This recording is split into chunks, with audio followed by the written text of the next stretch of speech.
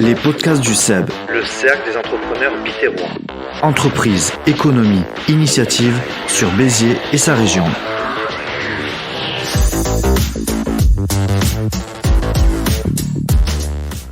Bienvenue dans les podcasts du CEB, le cercle des entrepreneurs biterrois, le podcast sur le monde de l'entreprise et des initiatives locales. C'est la deuxième saison, c'est l'épisode 15, c'est parti.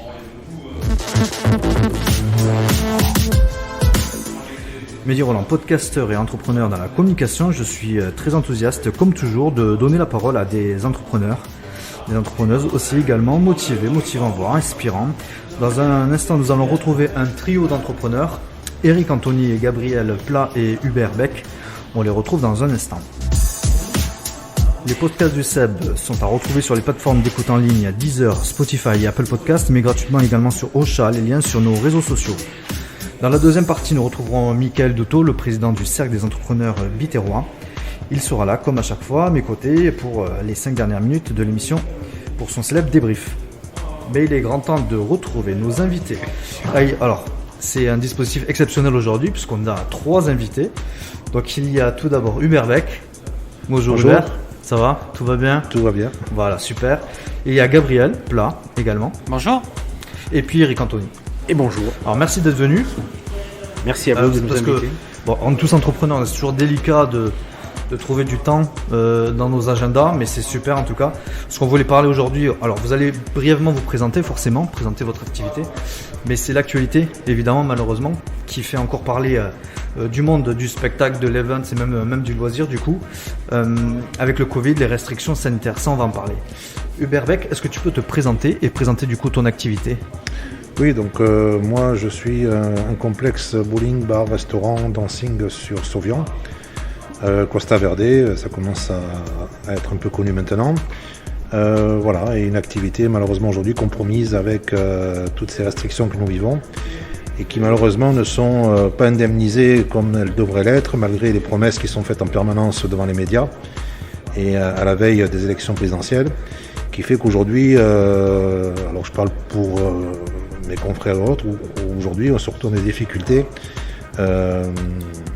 qui sont insolubles, puisqu'on a vraiment aucune autre alternative que d'attendre qu'on nous permette de travailler, et c'est bien ça le problème aujourd'hui. Alors Hubert, on va en parler bien évidemment. Toi de ton activité, donc c'est le bowling de Sauvian, donc bowling, oui. Et puis également tu as également la restauration, oui. Et puis également les événements, parce que tu organises ici, tu as une grande salle, oui. Donc on encourage tout le monde à venir. Donc il y a de la danse, il y a du spectacle, il y a un peu de tout ça. Il y a absolument tous les arts qui sont représentés, ça va donc du spectacle vivant, tout ce qui peut être chanson, tout ce qui peut être lié donc à l'expression aussi bien corporelle qu'au niveau chant et qu'au niveau danse. Voilà. Super. Gabriel Plat, dit Gabi, du coup. C'est ça. Gabi a trouvé sa voix. Oui. Donc, présente-toi et puis parle de ton activité du coup. Alors moi je suis chanteur dans la région du Biterrois depuis 6 ans. Je me produis un peu pour tous les publics. J'adapte mon répertoire en fonction des attentes et en fonction de la moyenne d'âge des personnes en face de moi. Donc je me produis pour des comités d'entreprise, pour des soirées privées, anniversaires, mariages, choses comme ça, pour des EHPAD, des résidences seniors. J'ai même travaillé pour la mairie de Béziers, pour des thés dansants. Voilà, donc du coup j'ai un répertoire qui est tu es chanteur qui s'étale bien sur une cinquantaine d'années, quoi. Ouais. Ça me permet de proposer quelque chose d'adapté à mon public. Donc tu fais de l'anglais, tu fais de l'italien aussi, j'ai entendu. Moi je fais plutôt français-anglais. Hein. Français-anglais, ouais. Voilà, le reste c'est anecdotique. Ouais. Voilà. Donc évidemment, moi je dépends beaucoup des lieux et des structures qui peuvent m'employer, me recevoir. Donc je suis tout aussi impacté vu que si eux le sont, je le suis aussi, forcément. Ouais, forcément, ouais. On est nombreux sur le marché, mais il y avait de la place pour tout le monde. Aujourd'hui, il y a moins de possibilités de concerts et de spectacles. Donc forcément, on est toujours aussi nombreux à chercher du travail et il y a moins de possibilités. Donc, moins de travail en vue. Eric Anthony. Bonjour. Bonjour. Donc tu vas nous présenter aussi ton activité, merci d'être là. Avec plaisir. Donc, nous sommes une société événementielle sur le Biterrois. Nous sommes spécialisés dans l'animation de tout type d'événements. Ça peut être effectivement des mariages, des soirées d'entreprise, une soirée de comité des fêtes, etc., des réveillons. Et effectivement, aujourd'hui, encore une fois, on est les boucs émissaires d'une situation qui est très perverse. Je pense qu'on en reparlera tout à l'heure. Parce qu'effectivement, beaucoup de gens peuvent travailler, et tant mieux pour eux, et je leur souhaite tout le bonheur du monde, mais c'est vrai que le secteur de l'événementiel et de la restauration pour les traiteurs est très très très touché, et il y a vraiment un mal-être aujourd'hui, parce que on ne peut pas travailler. Il y a des paradoxes, on va en reparler, mais c'est comme ça. Donc on est obligé de manger notre pain blanc, malheureusement. Ouais. Donc vous êtes là pour représenter vos entreprises, vos secteurs d'activité. On avait aussi Ingrid Ambal qui fait partie, qui est membre du CEP, donc pour 1001 Lady, qui n'a pas pu venir malheureusement. Mais en tout cas, donc on va parler également de son activité, en fait de toutes les activités, parce que ce que tu disais aussi, ce que tu rappelais, parce qu'on en discute souvent, c'est que il y a beaucoup de professions tout autour de l'événement. C'est ça. Qui peuvent faire travailler dans des événements comme les tiens. On peut parler des techniciens, on peut parler des intermittents du spectacle, on peut monter des monteurs, des rods qu'on appelle qui montent du matériel, etc. Donc il y a plein des animateurs, des speakers, donc il y a plein de pans de la profession qui sont touchés. Et c'est vrai que déjà qu'on n'a pas fait une saison extraordinaire l'été, puisque comme beaucoup, le plus gros de notre rémunération se fait l'été. D'accord, et on se constitue, comme je disais tout à l'heure, un matelas pour l'hiver. Si en plus l'hiver on n'a rien, donc ça devient effectivement problématique. Ouais, effectivement. Et Hubert, toi aussi tu travailles avec des prestataires aussi? Oui, c'est-à-dire que moi je suis producteur de spectacle de la même manière, c'est-à-dire que je produis pour moi-même, puisque j'ai été producteur à un moment donné pour d'autres, aujourd'hui je le fais pour moi. Donc effectivement, moi je fais appel à des intermittents de spectacle, je fais appel à des artistes.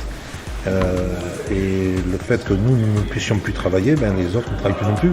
Donc en fait c'est toute une branche effectivement qui est touchée, mais qui va, on peut même parler de plusieurs branches, parce que là on est à la fois, la restauration est touchée, l'événementiel est touché, je veux dire, et même au niveau de la peur que génèrent toutes ces restrictions au niveau des gens, on a de manière générale un taux de remplissage qui diminue tout le temps, du fait que les gens, on leur martèle tous les jours que s'ils vont dans un endroit où ils croisent des gens, ils risquent de tomber malades, de mourir, etc.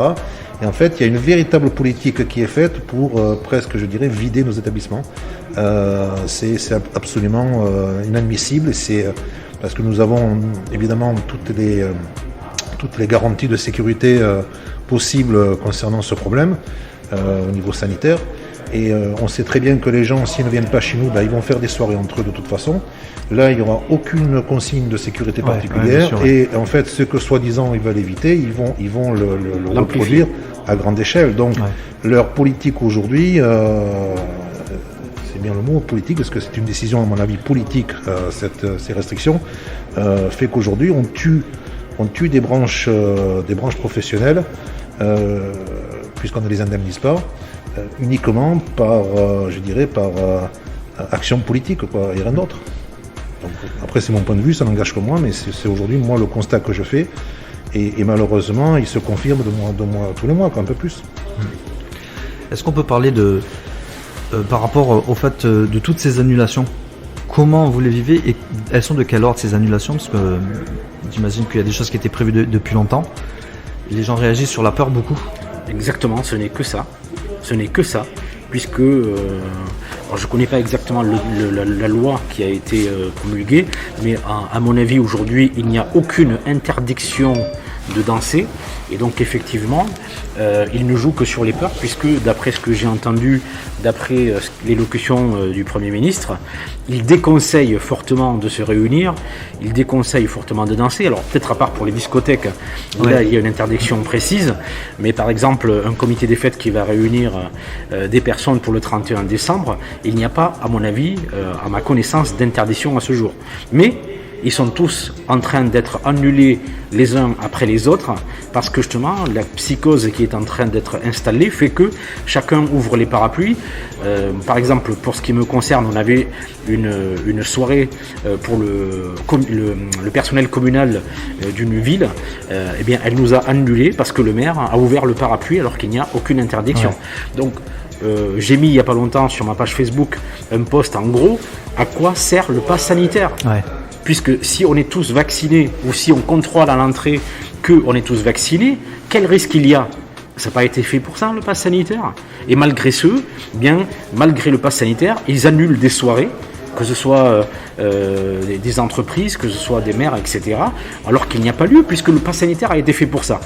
On ne va pas laisser rentrer des gens qui sont positifs au Covid, d'accord? Donc expliquez-moi, c'est ce que j'ai mis sur Facebook, à quoi sert le pass sanitaire? Donc c'est une vague fumisterie. Voilà. Ouais, c'est vrai qu'on voit un petit peu, il y a probablement de l'incohérence par rapport à ces choses-là, par rapport au fait que les gens ont peur, que la peur s'entretient. Et comme tu le rappelais à juste titre, c'est qu'il y a la majorité des Français sont vaccinés maintenant. Exactement. Oui, les Français sont vaccinés, mais le problème c'est que on nous dit tous les jours que le vaccin qui a été fait n'est plus efficace. Donc on a commencé des mutations, il y a des doses. On nous a vendu que si vous étiez bon élève, vous auriez le droit de vivre normalement. Aujourd'hui, les bons élèves, on les punit encore comme les mauvais, c'est-à-dire ceux qui ne se vaccinent pas.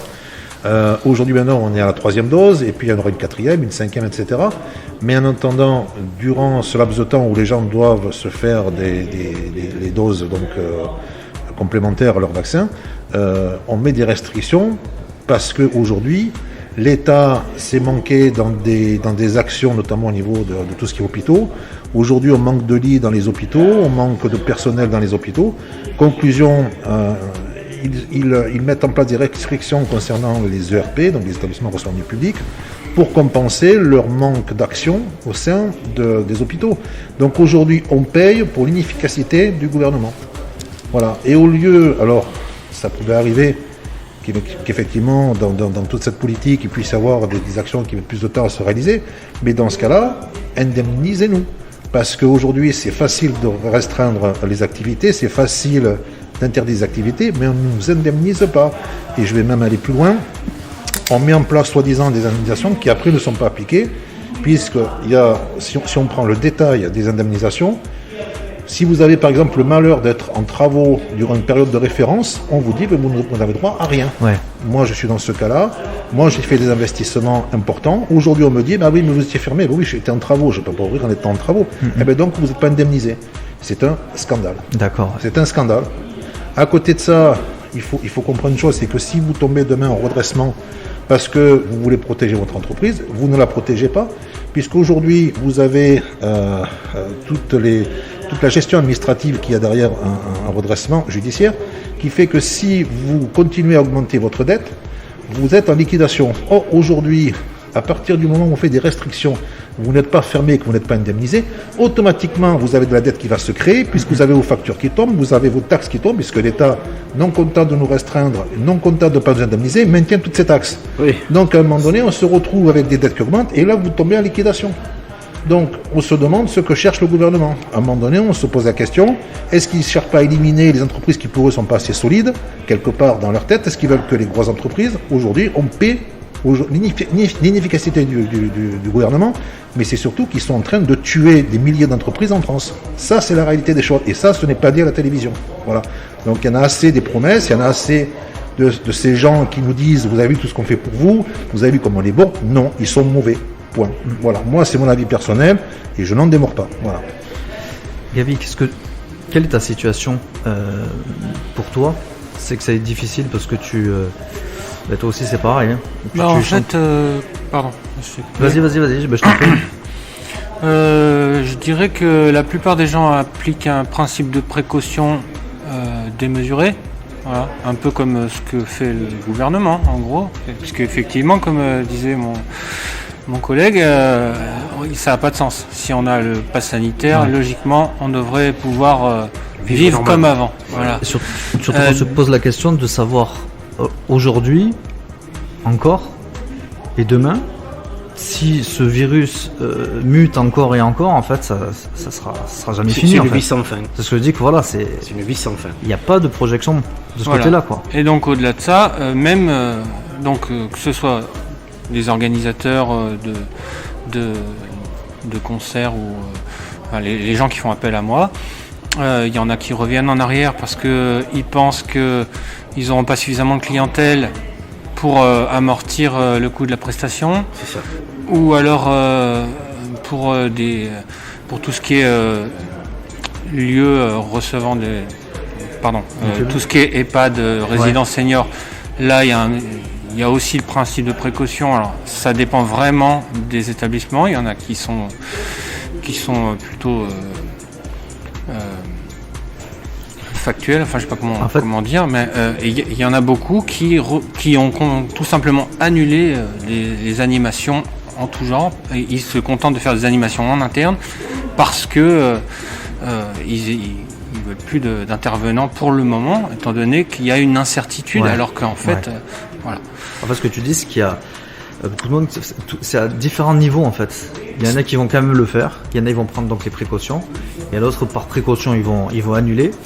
Donc il y a ceux actuellement qui sont en train d'annuler aujourd'hui, et puis toutes les autres qui vont venir plus tard, qui pourraient s'en mettre peut-être en suspens, ou en point d'interrogation. C'est-à-dire qu'en fait, en 2021, l'activité a repris, mais elle a repris à 50%. Voilà. C'est ça, ouais. C'est pas voire même un peu moins, ça dépend des mois, mais on est vraiment pas du tout sur les mêmes volumes qu'on pouvait avoir en 2019. Ouais.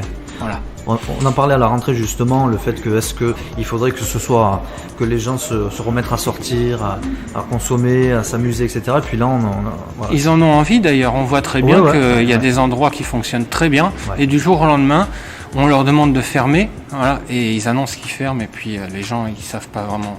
Enfin, il y a du remplissage. Après, effectivement, il y en a moins parce que il y a pas mal de gens qui. Par qui contre, sont pour quand aller faire des courses dans les supermarchés où ils sont entassés les uns sur les autres, Voilà. là, on demande Surtout pas de pour passe Noël. sanitaire. Et on ne Surtout demande pour même moi, pas le ouais. pass Là, il n'y a sanitaire. pas de passe sanitaire. D'accord, c'est ça qui est incroyable. Dans le métro à Paris, il n'y a pas de passe sanitaire. Voilà, donc on se demande s'ils ne nous prennent pas pour des idiots. À un moment donné, il faut avoir un petit peu de cohérence, de savoir-vivre et de respect pour les entrepreneurs qui, nous, comme Hubert, comme moi, qui prenons des risques tous les jours. Ouais, c'est ça. Parce qu'il n'y a personne qui va venir nous relever si on se plante.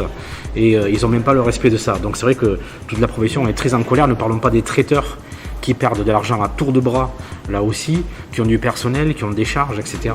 Donc à un moment donné, voilà, il faut arrêter les incohérences, quoi. Il faut une uniformité et que ce soit pour tout le monde pareil. Mais on a l'impression, nous, dans l'événementiel, qu'il n'y a que nous qui trinquons pour les autres. Hein. Alors tant mieux si tout le monde arrive à travailler, hein. Les restaurants travaillent à peu près normalement, les hypermarchés, etc., les artisans, tant mieux. Mais nous, dans l'événementiel, voilà, il n'y a aucun parachute. Et là, aujourd'hui, ils annulent des soirées et on a droit à aucune aide puisqu'il n'y a aucun interdit. Ouais. Voilà, On puis perd tous du chiffre d'affaires et on ne sera pas indemnisé parce qu'il n'y a aucune interdiction. C'est ça en fait. Ouais. Dans le cas Et comme disait Hubert, les charges continuent à tomber. Hein. Là, ils nous les font pas gratos. Hein. Là, par contre, ils y vont. Donc à un moment donné, voilà, ça va pas tenir. Hein. Ou alors, on va aller sur les ronds-points, on va les gilets jaunes et on va faire grève aussi et on va bloquer ou j'en sais rien. Mais là, ça suffit, ça commence à bien faire.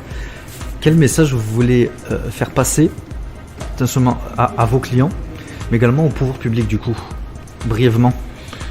Nos clients, j'ai envie de dire, ils subissent comme nous. Parce que lorsqu'on sait que nos clients se sont fait vacciner, ont respecté toutes Ils ont joué le jeu, ils ont respecté toutes les conditions qu'on leur a dit, ils sont prêts à respecter les conditions sanitaires au sein des établissements, on leur dit ben non, vous ne pouvez pas venir. À un moment donné, les gens, même eux, se posent la question, mais alors à quoi ça sert? À quoi servent toutes ces décisions, soi-disant, pour protéger les personnes, puisque lorsqu'elles sont mises en place, les personnes sont déjà protégées, et on leur dit, ben, ça revient au même, que vous le soyez ou pas, ben, vous n'avez pas le droit de venir. C'est là où moi je suis face à une incompréhension en tant que chef d'entreprise, mais quand je parle avec mes clients, ils sont aussi dans l'incompréhension, ils sont dans le doute. Aujourd'hui, il y a tout qui est mis en doute.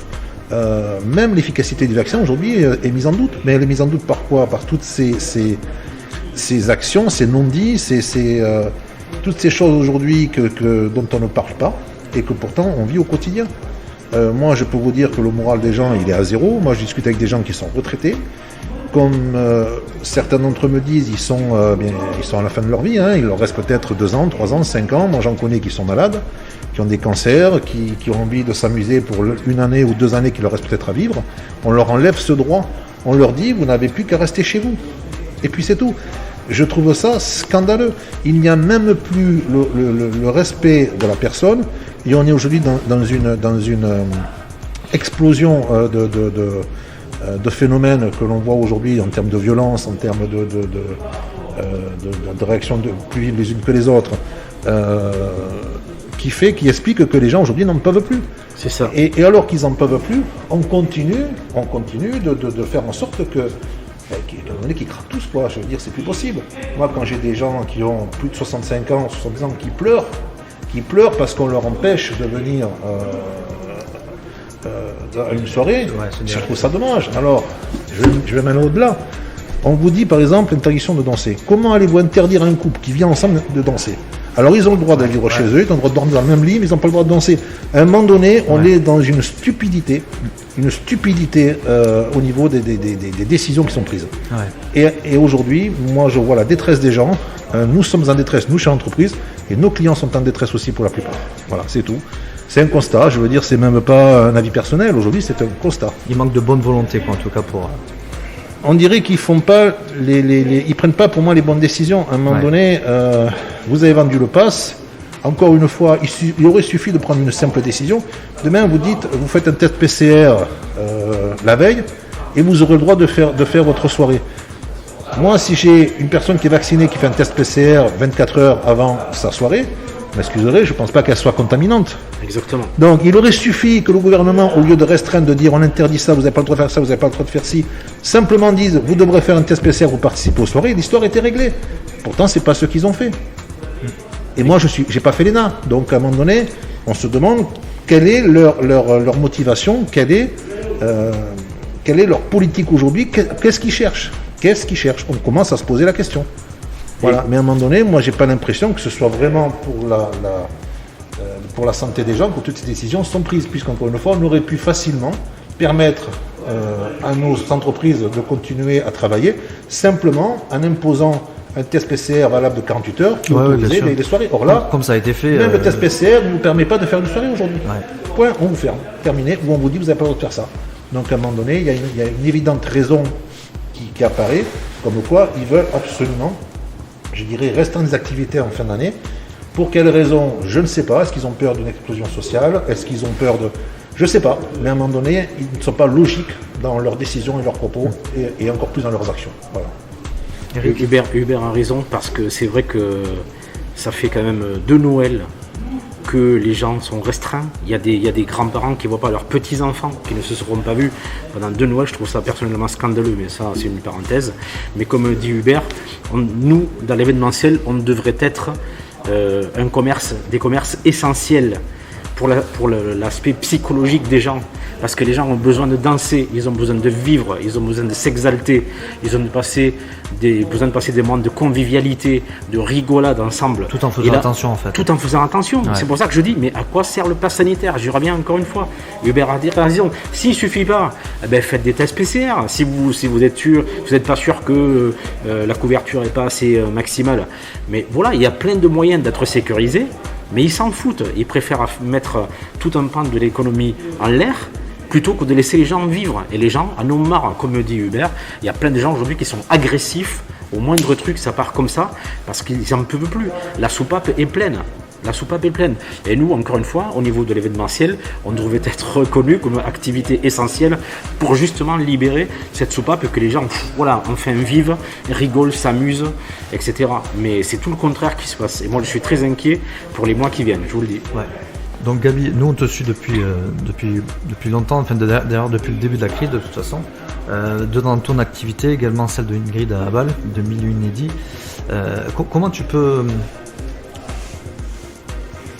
Quel peut être ce constat-là pour tes professions et qu'est-ce que tu penses pour demain en fait, dans la mesure où on en a parlé souvent avec toi, par rapport à ton activité, tu dis je vais arrêter à force. Oui, c'est-à-dire que là c'est 2022, c'est l'année décisive, quoi. Puisqu'il faut tout reprendre à zéro, démarcher encore plus, essayer de trouver des nouveaux clients, puisque les clients actuels sont dans l'incertitude. Donc, on a des contrats qui sont annulés, d'autres qui sont repoussés. Si on parle du côté spectacle, pour les Million Ladies, je suppose que c'est la même chose que pour ce qui est des fêtes de village avec les orchestres. On est sur des reports sur un an, puisqu'à chaque fois ils n'ont qu'une fête par an. Donc c'est des budgets plus importants, donc forcément ils ne peuvent pas se permettre de... Je connais des structures qui ont été reportées en 2019 à 2020 et de 2020 à 2021.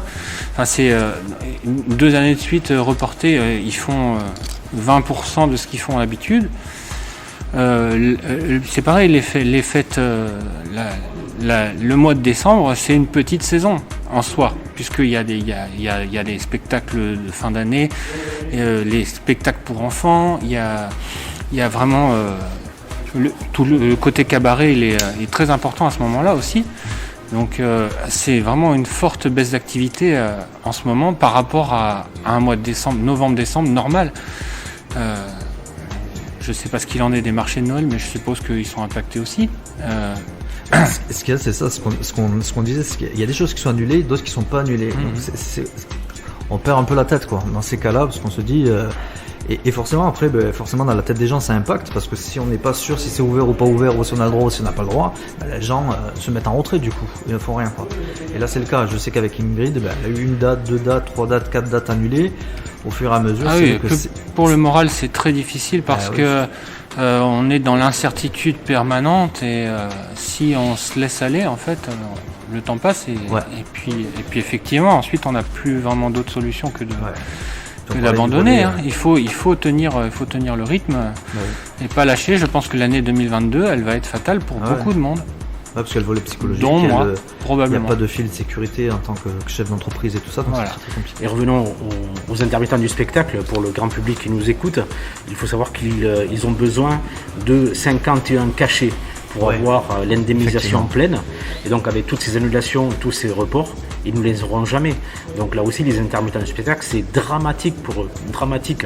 J'en discutais avec Ingrid justement, et c'est vrai que pour 2020, 2021, 2022, ça ne s'annonce pas bien du tout. Alors le gouvernement a fait un report du nombre de dates pour les avoir, puisque c'est sur une année civile, les 51 dates. Mais pour eux, c'est très difficile parce qu'il faut qu'ils trouvent 51 patrons différents. Enfin, on a droit à 6 dates, je crois, maximum par entité, mais il faut qu'elle trouve 51 dates pour avoir le salaire plein à l'arrivée. Et le report, c'est dramatique. Le report est terminé. La mesure se termine le 31 décembre. Ah ben voilà. C'est pour ça que je disais, l'année 2022 va être fatale pour nombre d'intermittents du spectacle aussi, parce que c'est repart à zéro, donc c'est comme si ils étaient sur une première année. Ils n'ont aucune garantie. Et si je peux me permettre, en plus ça va être encore plus difficile parce qu'il y a des comités des fêtes qui ont en 2020 et 2021 pris un orchestre et la date n'a pas pu avoir lieu et donc ils les reconduisent d'année en année, ce qui bouche le travail pour d'autres intermittents qui auraient pu faire ces dates-là. Exactement, tout à fait. J'ai envie de dire, moi, c'est aussi maintenant sur du long terme les problèmes de personnel que nous avons parce qu'on a perdu énormément de gens dans nos professions. On est en train de perdre maintenant des intermittents du spectacle. Parce qu'il y a des gens qui se reconvertissent aussi du coup professionnellement. Qui va faire le travail pour lequel aujourd'hui nous avons des postes qui va faire les animations pour lesquelles nous avons besoin d'artistes, ils ne sont plus artistes. C'est ça, exactement. À un moment donné, ça devient du n'importe quoi. D'autant plus qu'on nous rabâche aujourd'hui, on va revaloriser la profession en augmentant les salaires. Mais qui va augmenter les salaires? L'État, mais qui va payer? Nous. Or aujourd'hui, si on a moins de chiffre d'affaires, ou si on a autant de chiffres d'affaires mais qu'on a plus de charges, puisqu'aujourd'hui il faut rappeler qu'absolument tout a augmenté de 15% en moyenne et ça va continuer à augmenter. Donc quand on dit 15%, c'est tout ce qui est matière première, c'est tout ce qui est énergie, c'est tout. Je crois qu'il n'y a rien qui n'a pas augmenté. C'est clair. Donc aujourd'hui, il faut savoir qu'une entreprise en France, elle fait à peu près 15% de bénéfices nets en moyenne. Si tout augmente de 15%, ça veut dire qu'elle a bouffé sa marge bénéficiaire. Ça veut dire qu'il faut qu'elle augmente ses prix. Mais si elle augmente ses prix, il y aura moins de monde qui va venir acheter. Donc on se retrouve dans une situation catastrophique. Et en plus de ça, aujourd'hui, les salaires, si on devait les augmenter, on ne peut pas les payer. Donc il faut arrêter que l'on nous dit c'est pas grave, on va valoriser les emplois. On ne peut pas les payer plus que ceux qu'on nous paye aujourd'hui. Donc à un moment donné, on a vraiment un souci. Et donc, encore une fois, on est devant l'incompréhension de la politique qui est mise en place aujourd'hui par ce gouvernement. Voilà. Ouais. Et je précise, parce que je tape sur le gouvernement aujourd'hui, je n'ai pas d'idée politique particulière, c'est-à-dire je n'appartiens à aucun parti, je ne suis c'est pour ton activité, ta profession. Moi, tout ce que je vois aujourd'hui, c'est que ce gouvernement est en train de nous plomber. Et il nous dit, vous avez vu ce que je fais pour vous, voilà. Donc on nous tape dessus et derrière on vous dit, vous avez vu, je gère bien. Hein. Voilà, c'est tout ce que je dis. Après, je ne fais pas de politique, mais aujourd'hui il y a vraiment un problème sérieux et il va falloir que ça change parce que sinon c'est des milliers d'emplois qui vont disparaître et autant d'entreprises. Voilà. Dépenser l'argent des autres, c'est facile, hein, parce que c'est nos enfants et nos petits-enfants qui vont payer la dette. Hein. Aussi, ouais. Et on a une ministre de la Culture qui est extraordinaire, on ne la voit pas. On ne l'envoie pas, on ne l'entend pas. Qu'est-ce que fait Roselyne Bachelot? J'ai envie de dire, on a un autre qu'on ne voit plus. Hein. Moi, monsieur le maire, je ne le vois pas non plus. Hein. je ne sais pas. Hein. Moi, il est où, monsieur le maire, j'en sais rien. Ouais, il y a aussi un besoin justement de soutien et que les pouvoirs publics, les maires, tout ce qui en fait rassurent les gens, soutiennent. Il y a aussi de l'aide financière, on en a parlé. Et puis également le soutien du CEB, du Cercle des entrepreneurs bitterrois. Vous savez que vous êtes soutenu par le CEB, par... Alors là où c'est encore plus dramatique, c'est que moi alors les maires ne nous aident pas plus que ça. Ils ont fait ce qu'ils ont pu, entre guillemets, mais ça n'est rien par rapport aux besoins que nous avons, aux besoins qu'a créé le gouvernement de par ses décisions. Mais ce qu'il faut savoir aujourd'hui, c'est qu'au niveau des budgets, il n'y a plus de budget d'indemnisation de prévu. Moi, quand je parle aujourd'hui avec la région ou que je parle avec des gens au niveau des pôles économiques, que ce soit au niveau local, au niveau départemental, régional, ils nous disent attention, il n'y a plus de budget, on ne peut même plus payer les dossiers qui sont en demande sur la période qui vient de passer, parce qu'on en a eu tellement qu'on n'a pas l'argent, donc les dossiers sont refusés. Il faut savoir qu'aujourd'hui, les dossiers d'indemnisation régionaux sont refusés parce qu'ils n'ont plus d'argent. Ça, c'est grave. Ouais.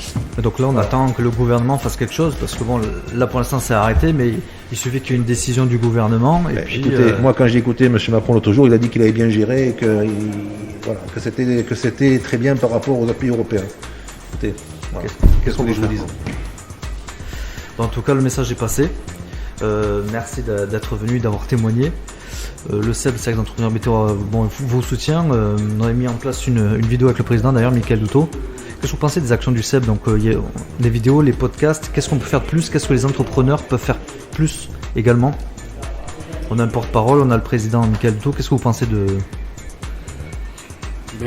C'est déjà sympa de nous donner la parole. Comme ça, le grand public peut avoir une idée concrète de ce qui se passe dans le secteur de l'événementiel.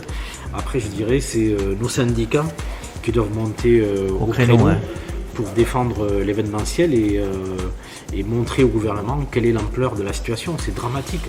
C'est dramatique. Comme l'a dit Hubert, il y a plein de gens qui vont se retourner vers d'autres secteurs parce que être artiste aujourd'hui, ça ne rapporte plus, c'est plus viable. Des entrepreneurs comme nous aussi qui apportons du plaisir aux gens. Pareil, peut-être on va, je sais pas moi, monter une société de fabrique de masques. Ça rapporte beaucoup, hein, ou de vaccins aussi peut-être. Voilà. Mais quand on donne du plaisir aux gens, c'est pas valorisé en France. On n'est pas valorisé. Oui, et je vais rajouter autre chose. Là où c'est dramatique, c'est que nous avons fait des investissements. On a investi.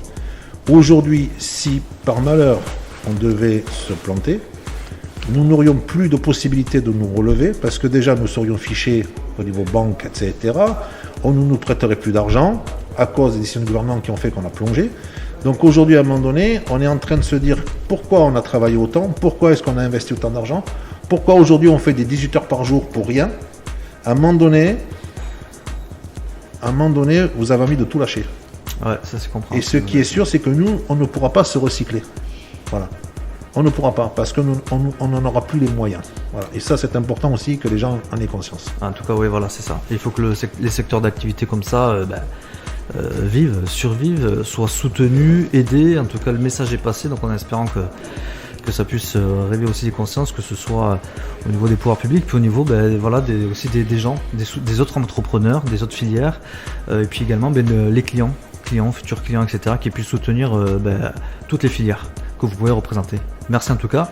Merci à vous. Eric, merci Gabi et merci Hubert. Et moi, j'ai envie de faire un merci particulier au SEB parce que franchement, Merci. vous êtes les seuls aujourd'hui qui venez nous voir, venez nous écouter, essayer de porter votre parole et de mettre les constats que nous faisons au grand jour. Parce qu'aujourd'hui, on a tendance à se sentir plutôt étouffé dans ce qu'on essaye d'exprimer au niveau des médias et autres. Et heureusement, vous êtes là et encore un grand merci à vous tous parce que franchement, vous êtes les seuls aujourd'hui. Enfin, Merci. moi, de ce que je vois, vous êtes les seuls. Merci Merci à vous. Absolument, merci. Merci à vous. Merci à Mickaël, Mickaël Duto merci, aussi Mehdi. qui écoute donc l'interview et on va le retrouver d'ailleurs tout de suite pour qu'il puisse nous livrer son analyse sur ce que vous avez dit, pouvoir rebondir également. Merci à tous les trois. Merci. Merci. De retour dans nos studios, il débriefe comme chaque semaine l'interview que l'on vient d'écouter. C'est Mickaël Duto, le président du SEB. Il a suivi avec beaucoup d'attention forcément nos échanges avec nos trois invités et il nous propose son analyse. Bonjour Mickaël. Bonjour Mehdi, Tout va bien? tout va bien, je vous remercie. Malgré le sujet un petit peu délicat. Et on se retrouve un petit peu comme à nos tout premiers podcasts où on parlait vraiment de ce sujet-là et des conséquences. Voilà. Mais on va parler de tout ça avec vous Mickaël. Donc qu'est-ce que vous avez pensé de ces échanges et de la situation? Comme vous dites, un sujet délicat Mehdi et révoltant.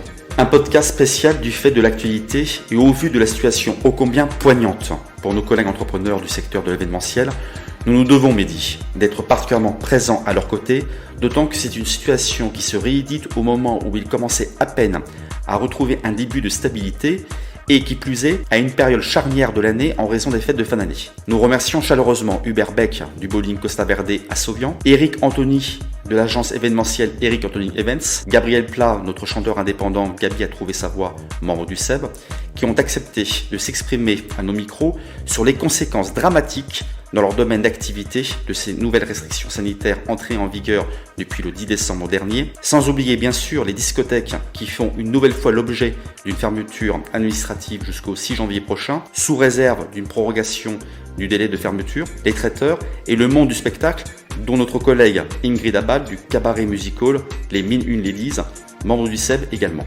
Se faisant porte-parole de ce secteur d'activité de nouveau mutilé par les dites restrictions qui suscitent l'incompréhension à la fois chez les professionnels et leurs clients et sont susceptibles d'aggravation dans les tout prochains jours, Hubert, Eric et Gabi dénoncent l'injustice, l'incohérence et les effets pervers qui s'y rapportent. Des mesures contradictoires avec le pass sanitaire qui génèrent la psychose en déconseillant fortement les prestations dansantes et d'animation, ce qui provoque par conséquent et en cascade des annulations d'événements festifs chez les clients de nos collègues entrepreneurs avec perte sèche de leur chiffre d'affaires, sans possibilité d'être indemnisés par l'État puisqu'il ne s'agit pas, excepté pour les discothèques, d'une interdiction ou d'une mise à l'arrêt de l'activité actée. D'où cette perversité dénoncée. Ces mesures, Mehdi, sont naturellement génératrices de confusion et de révolte, car nos collègues, comme leurs clients, jouaient le jeu du pass sanitaire et étaient disposés à mettre en place, durant les événements initialement prévus, une demande de présentation d'un test PCR ou antigénique négatif en sus du pass sanitaire, afin d'optimiser la santé et la sécurité sanitaire de leurs clients ainsi que de leurs convives. Au lieu de cela, Mehdi, on leur met des bâtons dans les roues, en les empêchant de travailler et d'apporter à leurs clients de la joie. Surtout en cette période festive et, à juste titre, ils ne peuvent qu'être davantage révulsés quand ils voient autour d'eux d'autres incohérences comme le pass sanitaire non exigé dans le métro, les lieux de transport, les centres commerciaux et autres. Ce que nous demandons, Mehdi, avec nos collègues entrepreneurs impactés, c'est que l'exécutif revoie le choix de ces mesures sanitaires en optant pour des mesures qui assureraient un équilibre entre la sécurité sanitaire et l'économie, permettant à leurs entreprises de continuer à produire en répondant aux besoins de leurs clients et le tout dans la sécurité, de pérenniser leurs entreprises et préserver l'emploi de leurs salariés, sachant que la dernière période estivale n'a pas été florissante et que les charges sociales continuent à courir. De ne pas sombrer à nouveau dans la dépression, le burn-out, toute cette souffrance psychologique qu'ils ont déjà connue de novembre 2020 à juin 2021 à travers ces lourdes restrictions sanitaires qui ont porté à conséquence en matière de tentatives de suicide et de suicide.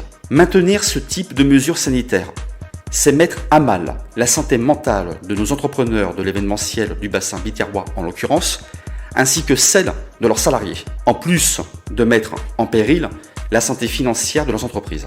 Ce qui, de fait, accentuera le paupérisme. Nous soutenons plus que jamais, Mehdi, nos entrepreneurs de l'événementiel et leurs salariés en cette période de malaise leur étant spécifique, dont nos 3 collègues qui se sont exprimés avec clarté et authenticité, à savoir Hubert Beck, dont le chiffre d'affaires de ce mois-ci est réduit à néant sous l'influence des annulations de ses prestations, Eric Anthony, qui se retrouve maintenant sans contrat jusqu'à fin avril 2022, et Gabriel Plat, alias Gabi, dont les prestations de chanteur sont en suspens.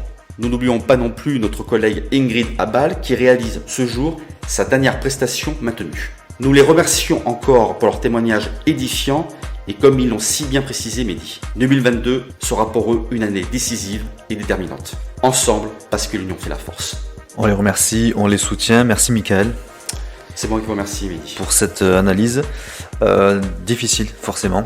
Oui. C'est pour ça qu'on leur a donné la parole, c'est justement pour qu'ils soient écoutés et nous espérons que le message sera passé en tout cas.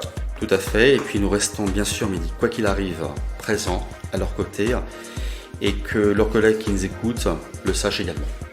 Exactement. C'est la fin de notre émission, merci de l'avoir suivi, merci de votre écoute sur notre plateforme d'écoute, les réseaux sociaux. Alors c'est la fin de l'année, Oui, donc on souhaite à tout le monde de bonnes fêtes, tout à fait, Mehdi. Nous, malgré la période. Oui, malgré donc la période, nous souhaitons à nos auditeurs, à nos collègues entrepreneurs, leurs salariés, leurs familles, de passer de bonnes fêtes de fin d'année avec Lever. Et nous espérons que malgré la situation, qu'un minimum de chaleur leur sera apporté à travers cette fête. Forcément. Et puis donc du coup on se retrouve l'année prochaine, du coup, Oui, à la tout à rentrée. C'est promis, on revient. Oui, nous nous retrouverons donc l'année prochaine, comme vous dites, et à l'occasion de la diffusion des podcasts qui reprendra, si je ne m'abuse, Mehdi, le 11 janvier prochain. Voilà, exactement. Voilà. Donc c'est la trêve des confiseurs. Exact. On retrouvera donc une nouvelle entrepreneuse ou un nouvel entrepreneur, une nouvelle décideur, ça sera forcément à nos micros. Alors pourquoi pas vous. Merci Mickaël, encore une fois, bonne fête. Merci à vous, Mehdi. Bonne fête également. Vive l'entreprise locale, prenez des initiatives, c'est bon pour le moral. N'hésitez pas à soutenir vos commerçants indépendants et artisans dans ces périodes. Bonne fête à toutes et tous, au revoir.